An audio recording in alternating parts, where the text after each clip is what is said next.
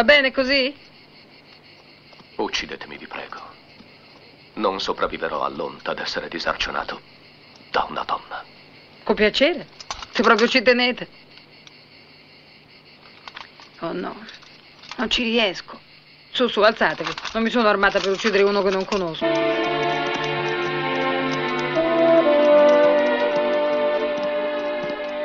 Dovunque passano, si lasciano dietro distruzioni.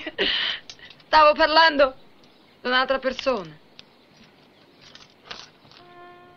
La zona è infestata dai saraceni. Correte grossi rischi per trovare quella chiave.